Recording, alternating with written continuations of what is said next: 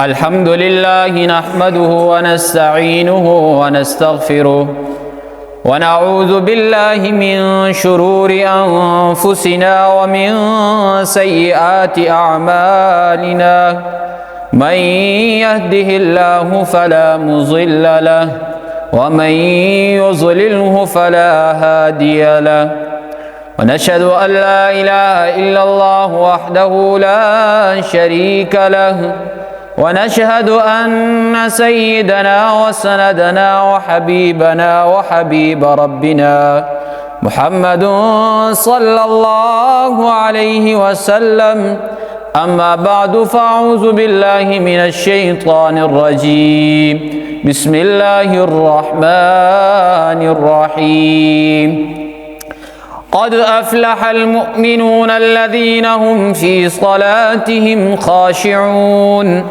والذين هم عن اللغو معرضون والذين هم للزكاة فاعلون والذين هم لفروجهم حافظون إلا على أزواجهم أو ما ملكت أيمانهم فإنهم غير ملومين فمن ابتغى وراء ذلك فأولئك هم العادون والذين هم لأماناتهم وعهدهم راعون صدق اللہ العظیم۔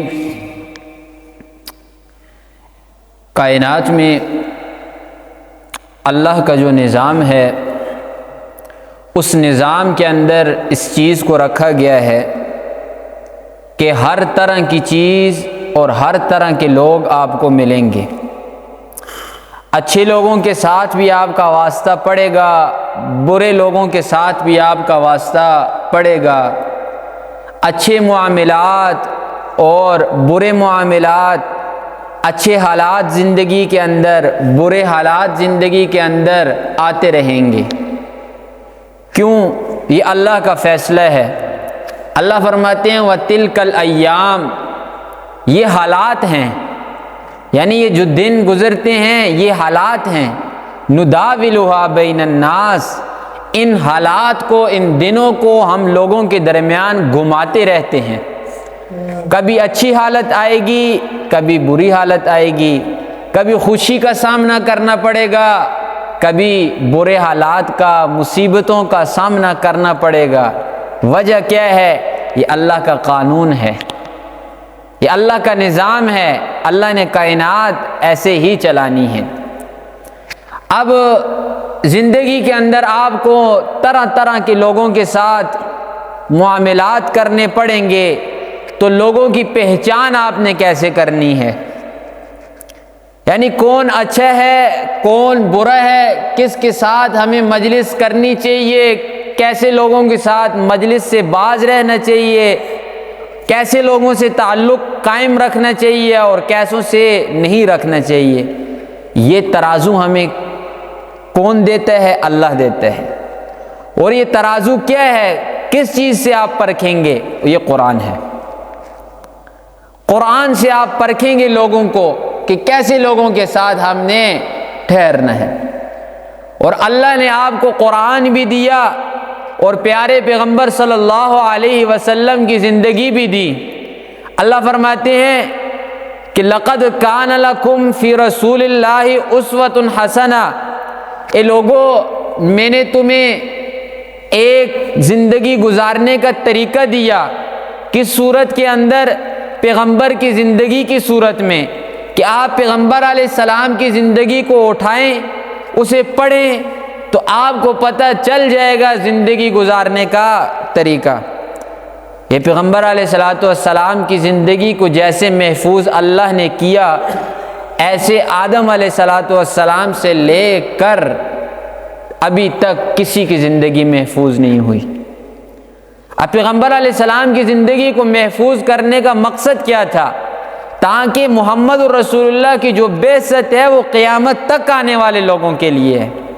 اب پیغمبر تو کوئی نہیں آنا، تو محمد الرسول اللہ کی زندگی کو اللہ نے محفوظ کر دیا، اور زندگی بھی کیسی محفوظ کی، پیغمبر علیہ السلام نے کس موقع پر کیا کیا، ساری چیز میں موجود ہے۔ شادیاں کیسے کی، ساری چیز میں موجود ہے۔ غمیاں جب آئی یعنی فوتیاں وغیرہ ہوئی، پیغمبر علیہ السلام نے کیا کیا، ہر چیز موجود ہے۔ ان چیزوں کو تو چھوڑیں، پیغمبر علیہ السلام کے جو بال تھے نا، بال، صحابیوں نے وہ بال بھی گنتی کیے کہ پیغمبر علیہ السلام کے سفید بال داڑھی میں کتنے تھے، سر میں کتنے تھے، گنتی کیے۔ پیغمبر علیہ السلام کا رنگ کتنا تھا، کیسا تھا، قد کیسا تھا، ہر چیز کو صحابیوں نے بیان کیا۔ غرض اس بیان کرنے کا ایک مقصد تھا تاکہ لوگوں کو ایک راستہ اور ایک طریقہ مل جائے۔ یہ کوئی معمولی چیز نہیں کہ ایک شخص کی اتنی زندگی کو یعنی لوگوں تک پہنچایا۔ اللہ فرماتے ہیں معمولی چیز نہیں، لقد من اللہ، یہ اللہ کا احسان ہے تمہارے اوپر۔ کیا احسان ہے اللہ کا؟ کہ اللہ نے محمد الرسول اللہ کو تمہارے لیے رسول بنا کر بھیجا۔ سب سے بڑا احسان اللہ نے تمہارے اوپر یہ کیا کہ محمد الرسول اللہ آپ کی امت کو دیے، اور پھر محمد الرسول اللہ کی زندگی آپ کو عطا کر دی گئی۔ تو سب سے بڑی چیز جو محمد الرسول اللہ صلی اللہ علیہ وسلم کی دعوت و تبلیغ میں کام آئی، کافروں کو مسلمان بنانے میں کام آئی، اور مسلمانوں کے لیے سب سے بڑی جو چیز تھی وہ کیا تھی؟ پیغمبر علیہ السلام کی اخلاق حسنہ۔ اب اخلاق کس چیز کا نام ہے وہ بھی آپ کو قرآن بتائے گا، یعنی قرآن نے کوئی چیز بیان کرنے سے چھوڑی نہیں۔ اخلاق کیا ہیں؟ تو امی عائشہ رضی اللہ تعالی عنہ سے سوال کیا صحابی نے، امی آپ ہمیں رسول اللہ صلی اللہ علیہ وسلم کی اخلاق بتائیے، پیغمبر علیہ السلام کے اخلاق کیا تھے؟ تو آگے سے جواب میں کوئی تقریر امی عائشہ رضی اللہ تعالی عنہ نے نہیں کی۔ امی عائشہ رضی اللہ تعالی عنہ نے فرمایا کہ کیا تو نے قرآن نہیں پڑھا؟ کان خلقہ القرآن، پیغمبر علیہ السلام کے جتنے اخلاق تھے وہ قرآن ہی تو ہے نا۔ پھر امی عائشہ رضی اللہ تعالیٰ عنہ نے فرمایا کہ جا کر سورہ مومنون کی پہلی 10 آیتوں کو پڑھو، یہ پیغمبر علیہ السلام کے اخلاق ہیں۔ پیغمبر علیہ السلام غصہ ہونے کی جگہ پر غصہ ہوا کرتے تھے، جہاں معاف کرنے کا معاملہ ہوتا وہاں معاف کر دیتے، اور جدھر پیغمبر علیہ السلام کو سزا دینی ہوتی کسی کو سزا دیا کرتے تھے۔ تو یہ قرآن پڑھیں گے تب پتہ چلے گا۔ ہم نے اخلاق کس چیز کے نام کو کہا ہے؟ ہم نے کہا کوئی اچھا کرے، برا کرے، گالی دے، کسی پر ظلم کرے، آپ نے اس کے سامنے ہنسنا ہے، یہ اخلاق ہے۔ یاد رکھیں یہ اخلاق نہیں، یہ منافقت ہے، منافقت۔ پیغمبر علیہ السلام اگر چاہتے، پیغمبر علیہ السلام پورے کے پورے عرب کو اپنے ساتھ جوڑ سکتے تھے، محمد الرسول اللہ کے ساتھ سارا عرب جڑ سکتا تھا، لیکن جڑا نہیں۔ سگے رشتہ دار، خونی رشتے، وہ اٹھ کر محمد الرسول اللہ کے خلاف کھڑے ہوئے۔ وجہ کیا تھی؟ اخلاق میں تو کمی کوئی نہیں، اخلاق تو محمد الرسول اللہ کے نمونہ ہے نا۔ سارے کے سارے جتنے بھی اخلاق تھے آدم علیہ السلام سے لے کر اچھی صفات جتنی بھی تھی وہ محمد الرسول اللہ صلی اللہ علیہ وسلم کے اندر رکھ دی گئی، اخلاق میں کمی نہیں۔ لیکن کیا محمد الرسول اللہ صلی اللہ علیہ وسلم نے قرآن کی پیروی کی؟ ساروں کو خوش نہیں کیا۔ اب سگے چچے ہیں اٹھ کر مار رہے ہیں، وجہ کیا ہے؟ وہ ناراض ہے نا۔ تو اللہ نے فرمایا آپ نے ان کو راضی کرنا نہیں، آپ کی ذمہ داری ان کو راضی کرنا نہیں، آپ کی ذمہ داری ہے اللہ کو راضی کرنا۔ آپ اللہ کو راضی کریں، مخلوق ناراض ہوتی ہے، آپ سے سوال نہیں ہوگا۔ پیغمبر علیہ السلام نے صاف الفاظ میں فرمایا، لوگو لا طاعت لمخلوق فی معصیت الخالق، یعنی کسی قسم کی اطاعت یعنی بات ماننا گنجائش نہیں، جائز نہیں لوگوں کی اللہ کو ناراض کر کے۔ آپ اللہ کو ناراض کر کے لوگوں کو خوش کریں گے تو ایک زمانہ یاد رکھیں اس دنیا کے اندر آئے گا کہ اللہ ذلیل و خوار کر دے گا زمانے کے اندر۔ اللہ فرماتے ہیں کہ لوگوں کو اور لوگ مخالف نہ بنے۔ حضرت علی رضی اللہ تعالیٰ عنہ کا قول ہے، وہ فرماتے ہیں کہ جس شخص کے مخالف نہیں، جس شخص کے پیچھے باتیں نہیں ہو رہی، یاد رکھ لیں وہ منافق ہے۔ منافق لوگوں کو اپنے ساتھ کیا کرتے ہیں؟ جوڑتے ہیں، لوگوں کو خوش کرتے ہیں، ہر ایک کے منہ کے اوپر ہنستے ہیں کہ یہ میرا ہو جائے۔ حق کی بات اگر آئے تو لوگ آپ کے مخالف ہوں گے، لوگ آپ کو گالیاں بھی دیں گے۔ آپ محمد رسول اللہ کی زندگی کو نہیں پڑھتے، محمد رسول اللہ صلی اللہ علیہ وسلم کو گالیاں پڑی، پتھر پڑے۔ طائف کا واقعہ ہے، طائف لمبا واقعہ ہے، لیکن اشارتاً عرض کرتا ہوں کہ اتنا مارا بدبختوں نے، اتنا مارا کہ چھوٹے چھوٹے بچے پیچھے لگائے کہ پتھر مارو اس شخص کو۔ پیغمبر علیہ السلام کو اتنے پتھر آ کر لگے کہ روایات کے اندر آتے ہیں پیغمبر علیہ السلام کے جو نعلین تھے، جوتے تھے، وہ پاؤں سے جو جوتے تھے وہ خون سے بھر چکے تھے۔ پیغمبر علیہ السلام فرماتے ہیں پہلے میں چل رہا تھا، ان سے بھاگ رہا تھا، لیکن جب جوتوں کے اندر خون آ گیا تو مجھ سے چلنے نہ ہوا، میں پھر آگے چل نہ سکا، انہوں نے مجھے پتھر مارے۔ پھر پیغمبر علیہ السلام نے ٹیک لگائی بڑے سارے پتھر کے ساتھ ٹیک لگاتے ہوئے دعا کی، اے اللہ تو میرا آسرا ہے، میں ان لوگوں کا آسرا نہیں ڈھونڈتا، اللہ میرا آسرا تو ہے، ان لوگوں نے مجھے حقیر کیا، اللہ تو میری مدد فرما۔ یہ دعا کی، پھر اللہ بھی تو اللہ ہے نا، فوراً فرشتہ آیا، فرشتے نے آ کر عرض کیا اللہ کے رسول آپ حکم تو ذرا دیجئے نا، آپ حکم دیجئے۔ یہ جو مکہ کا علاقہ ہے نا، چاروں طرف پہاڑ ہیں، درمیان میں یہ علاقہ ہے، فرمایا آپ حکم تو دیجئے، میں ان سارے پہاڑوں کو ملا دیتا ہوں، ان کا ستیہ ناش کر دیتا ہوں، تباہ و برباد انہیں ختم کر دیتا ہوں۔ لیکن پھر اب صبر ہے، ادھر صبر ہے۔ پیغمبر علیہ السلام نے صبر کیا، فرمایا کہ اب تک ان کے نطفے نہیں بگڑے، یعنی ان کی جو آگے اولادیں آئیں گی وہ میرے دین کو لے کر چلیں گی۔ پیغمبر علیہ السلام نے یہ نہیں فرمایا کہ انہیں ختم کر دیجیے، فرمایا نہ، انہیں چھوڑیے، یہ جائیں گے، ان کے بعد آگے نسلیں آئیں گی وہ میرے دین کو لے کر چلیں گی۔ اور یہی دستور اللہ کا رہا ہے۔ اللہ کا دستور کیا رہا ہے؟ یعنی کوئی قوم بگڑتی ہے نا، آپ اس سے مایوس ہو جاتے ہیں کہ بگڑ گئی ہے قوم، اس سے کوئی امید، کوئی توقع باقی نہیں رہتی کہ یہ دین کا کوئی کام کریں گے۔ اللہ ان کی نسلوں سے ایسے ایسے لوگوں کو اٹھا دیتا ہے انسان سوچ بھی نہیں سکتا۔ تو فرمایا کہ اگر اخلاق دیکھنے ہیں تو محمد الرسول اللہ کے اخلاق دیکھو۔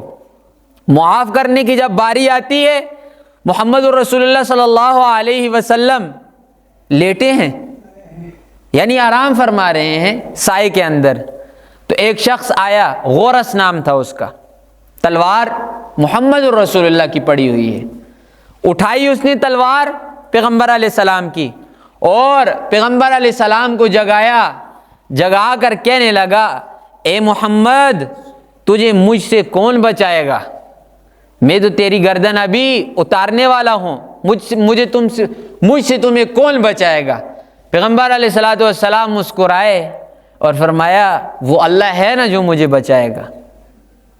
جب یہ بات فرمائی تو دھڑ سے اس کے ہاتھ سے تلوار گر گئی۔ تلوار جب گری محمد رسول اللہ صلی اللہ علیہ وسلم نے اٹھا لی۔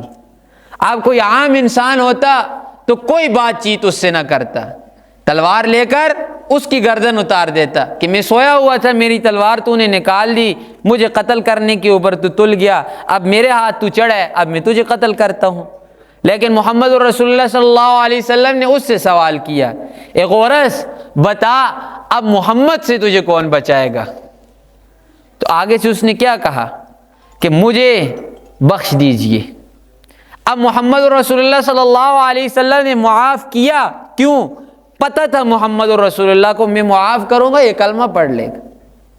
محمد رسول اللہ نے اسے معاف کیا، اس نے کلمہ پڑھ لیا لا الہ الا اللہ۔ یہ طریقہ اخلاق کا کہ اپنی ذات کے اوپر جب بات آئے درگزر کر دیں، چھوڑ دیں، معاف کر دیں تو اللہ اجر عطا کرتا ہے۔ لیکن بات جب دین کی آئے اس کے اندر کسی قسم کی کوئی معافی نہیں ہے۔ دین کی جب بات آئے نا اس میں کسی قسم کی کوئی معافی نہیں۔ اس کے اندر اگر کوئی کمی بیشی کر رہا ہے تو وہ منافقین میں سے ہے، وہ منافق کی علامت ہے۔ پیغمبر علیہ الصلوۃ والسلام کے سامنے سفارشیں آیا کرتی تھی، پیغمبر علیہ السلام نے کبھی کسی کی سفارش دین کے معاملے میں قبول نہیں کی۔ یہودن عورت تھی، چوری کر لی اس نے، اب چور کی سزا کیا ہے؟ ہاتھ کاٹنا۔ تو پیغمبر علیہ الصلوۃ والسلام کے سامنے آ کر تو کوئی بات نہیں کر سکتا تھا، ہمت نہیں تھی کہ جائیں گے پیغمبر علیہ الصلوۃ والسلام غصہ کریں گے کہ آپ سفارش کرتے ہو۔ تو یہودی یہ بہت چلاک لوگ ہیں، بہت تیز لوگ ہیں، انہوں نے کہا کہ محمد کے سب سے قریب کون ہے، تلاش کرو سب سے محبوب آدمی محمد الرسول اللہ کے کون ہے۔ تو پتہ چلا اسامہ، حضرت اسامہ یہ محمد الرسول اللہ کے سب سے زیادہ قریبی ہیں، رسول اللہ بہت محبت کرتے ہیں ان سے۔ یہ سارے آئے اور آ کر کہنے لگے اسامہ جاؤ نا محمد الرسول اللہ سے کہو کہ ہماری اس عورت نے چوری کی ہے اور یہ اعلیٰ اور اشرف خاندان کی ہے، عزت والے خاندان کی ہے، اگر آپ اس کے ہاتھ کو کاٹ دیں گے تو اس سے شادی کون کرے گا؟ آپ جتنا توان کہیں گے ہم عطا کریں گے، دیں گے، جو کچھ سزا دیں گے ہمیں قبول ہے، لیکن ہاتھ نہ کاٹیے نا، اگر ہاتھ کاٹا تو پھر اس سے شادی کوئی نہیں کرے گا۔ حضرت اسامہ آئے، بیٹھے رہے، دیکھتے رہے موقع کو کہ موقع کی تلاش ہو، جب موقع ملے میں محمد رسول اللہ سے یہ بات کر دوں۔ آئے، جب موقع ملا دیکھا کہ رسول اللہ صلی اللہ علیہ وسلم خوشگوار ہیں، بات چیت کر رہے ہیں، تو کہنے لگے اللہ کے رسول آپ سے سفارش کرنی ہے، اور یہودن عورت نے چوری کی ہے، آپ مہربانی فرما کے اس کے ہاتھ نہ کاٹیں، کوئی اور سزا اسے دے دیں۔ پیغمبر علیہ السلام ٹیک لگا کر بیٹھے تھے، غصے کے اندر آئے، جلال کے اندر آئے، اور بیٹھ کے اور سرخ آنکھوں کے ساتھ، روایات کے اندر آتے ہیں آنکھیں سرخ ہو گئی، فرمایا تشفع فی حد من حدود اللہ، اے اسامہ کیا تو سفارش کرتے ہیں اللہ کی حدوں میں؟ جب اللہ نے ایک حد مقرر کر دی کہ چور کا ہاتھ کٹے گا، تو کیسے محمد سے کہتا ہے کہ اس کا ہاتھ نہ کاٹ؟ اور میں محمد کون ہوتا ہوں اس کے ہاتھ کو چھوڑنے والا؟ جب اللہ کا ایک حکم آ گیا اس کے سامنے تو کسی قسم کی کوئی بات نہیں چلتی۔ اور محمد الرسول اللہ نے اسی جملے کے ساتھ یہ فرمایا اگر محمد کی بیٹی فاطمہ چوری کرتی تو میں محمد اس کے ہاتھ کو بھی کاٹتا۔ فرمایا کوئی صورت نہیں، کوئی گنجائش نہیں دین کے معاملات میں، ایک معاملہ طے ہو چکا ہے شریعت کی طرف سے، اللہ کا ایک حکم آ چکا ہے، اب اگر اس حکم کے اندر کوئی گڑبڑ کرنے کی کوشش کرتا ہے تو اللہ کیا کرتے ہیں؟ تباہ و برباد کر دیتے ہیں۔ آج معاملات ہیں، معاملات کے اندر اگر اکثریت کو دیکھا جائے، ایک دو کی بات نہیں ہو رہی، اکثریت کو اگر دیکھا جائے تو معاملات کے اندر کوتاہی ہو رہی ہے۔ تو پیغمبر علیہ الصلوۃ والسلام کی زندگی کو اٹھا کر دیکھیے، عبادات سے زیادہ محمد الرسول اللہ نے خیال کس چیز کا کیا؟ معاملات کا خیال کیا۔ آپ کے اگر معاملات بالکل درست ہیں، 100% درست ہیں، تو عبادات کے اندر اگر کمی کوتاہی رہ گئی ہے نا، اللہ درگزر کرنے والی ذات ہے۔ آپ کی نمازوں میں کمی کوتاہی ہے، زکوٰۃ کے اندر کمی کوتاہی ہے، کوئی چیزوں کے اندر کمی کوتاہی ہے، یعنی عبادات کے ساتھ جن کا تعلق ہے، تو یہ حق کس کے ہیں؟ اللہ کے ہیں۔ اللہ چاہیں تو اپنے بندے کو معاف کر دیں، لیکن یاد رکھ لیں معاملات کی جو بات آتی ہے نا، تو معاملات میں اللہ معاف نہیں کرتا۔ معاملات یہ بندوں کے ساتھ ہیں، بندوں کے ساتھ جو آپ کا معاملہ ہے وہ اللہ بندوں کے درمیان چھوڑتے ہیں۔ تو جب بندوں کے معاملات کے اندر کوتاہی ہوگی نا، پھر اگر حج بھی کیے ہیں، نمازیں، تہجد گزاری، ساری چیزوں کو ساتھ لے کر چل رہے ہیں نا، یہ آپ کو بندوں کے معاملات میں کبھی بچا نہیں سکتی۔ اپنے معاملات کو صاف رکھیں، جس کسی کا حق دینا ہے اس حق کو ادا کر دیں۔ اللہ کیا ہے؟ بخشنے والی ذات ہے۔ آپ دیکھیں جن لوگوں نے لوگوں کے اوپر ظلم کیے، لوگوں کے حق دبائے، اللہ نے کبھی بھی انہیں دنیا کے اندر خوشحال نہیں رکھا۔ پیسہ اللہ نے دیا ہے، خوب وافر مقدار کے اندر پیسہ دیا ہے، ساری چیزیں ہوتے ہوئے بھی زندگی کے اندر سکون نہیں۔ جب زندگی میں سکون نہیں، پیسے کو کیا کریں گے؟ پیسہ کسی کام کا ہے جب سکون نہیں؟ پیسہ انسان کھاتا تو نہیں، انسان پیسہ کماتا ہے کس کے لیے؟ عزت کے لیے۔ پیسہ کماتا ہے سکون کے لیے۔ جب سکون اور عزت زندگی کے اندر نہ رہے تو پیسے سے کیا کریں گے؟ آپ صحابہ کی، محمد الرسول اللہ صلی اللہ علیہ وسلم کی زندگی کو اٹھا کر دیکھیں۔ پہلے مکی دور کی جو زندگی تھے تو کئی دنوں کا فاقہ ہوا کرتا تھا۔ امی عائشہ رضی اللہ تعالیٰ عنہ خود فرماتی ہیں کہ کوئی دن ایسا ہمیں یاد نہیں کہ جس دن ہم نے پورے دن کے اندر سیر ہو کر کھانا کھایا ہو۔ فرماتی ہیں اگر صبح کھانا کھاتی تو رات کو کھانا نہ ہوتا، دوسرے دن کھانا نہ ہوتا، تیسرے دن جا کر کھانا ملتا، وہ بھی پیٹ بھر کے نہ ملتا، ایک روٹی ملتی، آدھی روٹی ملتی، نہیں تھا پیسہ نہیں تھا، لیکن یاد رکھیں ان لوگوں کی زندگیوں کے اندر سکون تھا۔ صحابی فرماتے ہیں ہم عشاء کی نماز کو آتے، آ کر مسجد کے اندر بیٹھتے تو بیٹھے بیٹھے سو جاتے۔